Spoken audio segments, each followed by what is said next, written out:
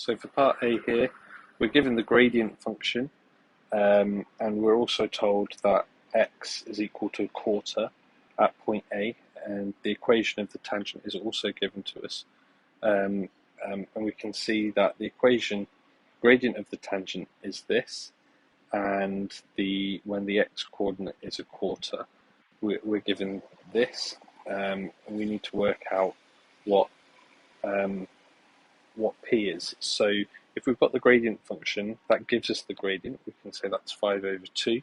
And when we substitute a quarter into the gradient function, so 2 over the square root of a quarter, minus p, the square root of a quarter like this, we can solve to work out what p is. So working through this then, I can 2 divided by the square root of a quarter gives me 4, and the square root of a quarter is a half, so that becomes minus a half of p, and then I can solve this. So I end up with 5 over 2 minus 4 is equal to negative a half of p.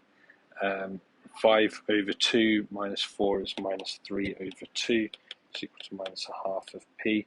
The negatives here cancel each other out, and then multiplying both sides by 2 tells me that p is equal to 3, which is what we had to show. For part B, we have the equation of the curve, and we need to we have the gradient function. We need to work out what the equation of the curve is. So I need to integrate the gradient function, writing it in a format that's easy to integrate. I get 2x to the minus a half, minus 3, because p is 3, x to the half with respect to x, like so. So integrating that gives me 2x to the half, increase the power by 1 and divide it by a half.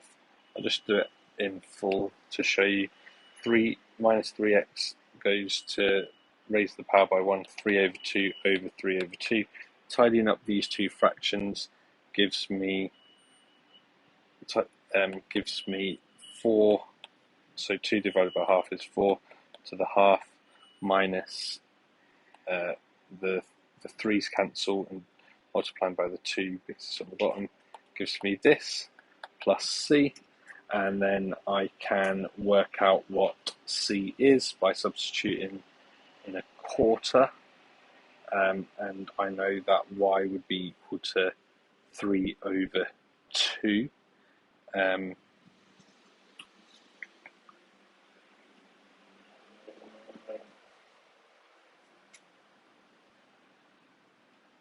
So I end up with 3 over 2 is equal to 5 over 2 a quarter, sorry,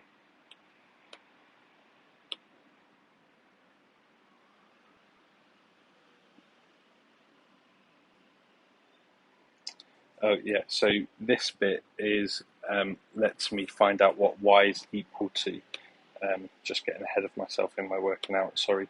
So when x equals a quarter, I can find a point on that curve using the 5 over 2 x plus 7 over 8. So when x equals a quarter, y is equal to something, and we can work out what that is. So 5 over 2 of a quarter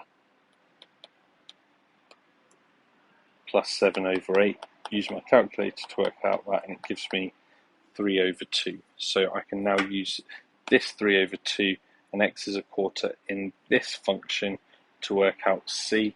So 3 over 2 must be equal to 4 lots of a quarter raised to the half, minus 2 lots of a quarter raised to the 3 over 2 plus c. Tidying that up, 3 over 2 must be equal to 2 minus 2/8 plus c. Solving that for c tells me that c is equal to minus a quarter, so the equation of the curve would be y equals 4x to the half minus 2 x to the 3 over 2 minus a quarter.